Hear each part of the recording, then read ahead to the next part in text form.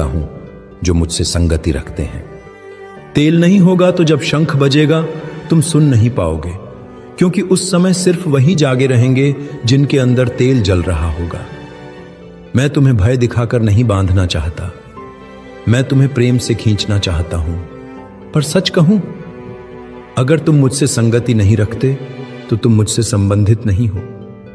तेल का मतलब है मुझ में रुचि रखना, मेरे साथ चलना, मुझसे बात करना, मुझसे सीखना, मुझसे डरना और मुझसे प्रेम करना। अगर ये सब नहीं है तो दीपक कितना भी सुंदर हो, उसका कोई मूल्य नहीं। क्या तुम अभी भी सोचते हो कि केवल विश्वास कह देने से स्वर्ग मिल जाएगा? नहीं, क्योंकि विश्वास बिना संगति के सिर्फ एक दावा है, पर जीवन नहीं। अब तुम कहोगे, प्रभु मुझे बताओ मैं क्या करूं? तो सुनो, पहले तो मेरी खोज में लग जाओ। मुझे खोजो जैसे कोई खोया हुआ बच्चा अपनी मां को खोजता है। मेरे लिए समय निकालो, मेरे शब्दों को आत्मसात करो, मुझसे बातें करो जैसे एक प्रेमी करता है। फिर देखना, तेल स्वयं आएगा। तुम्हारे अंदर वो चमक आएगी जो किसी चर्च से नहीं बल्कि मेरी उपस्थिति से आती है। तुम्हारे चेहरे पर पवित्रता का तेज होगा। तुम्हारी आत्मा गवाही देगी, अब मैं केवल नाम से नहीं, जीवन से मसीही हूं।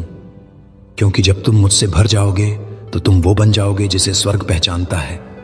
और जब वो अंतिम दरवाजा खुलेगा तो तुम अकेले नहीं खड़े रहोगे, मैं तुम्हारे साथ खड़ा होऊंगा और कहूंगा, ये मेरा है, ये मेरे साथ चलता था।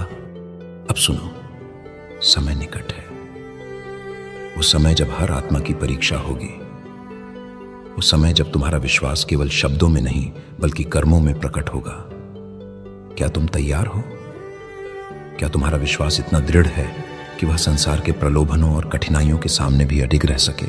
क्योंकि अंत समय में केवल वही स्थिर रहेंगे जो आत्मा और सत्य में चलते हैं। धोखे आएंगे, झूठे शिक्षक, झूठे भविष्यवक्ता और झूठे मसीह तुम्हें भ्रमित करने का प्रयास करेंगे।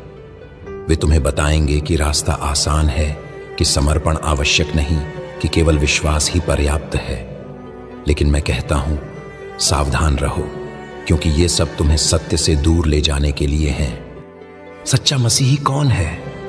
वह जो मेरे वचनों को सुनता है और उन्हें पालन करता है। वह जो कठिनाइयों में भी मेरे साथ चलता है। वह जो संसार के प्रलोभनों को त्याग कर मेरी इच्छा में चलता है। आत्मा की परीक्षा कैसे होगी जब तुम्हारे सामने दो रास्ते होंगे, एक आसान और दूसरा कठिन।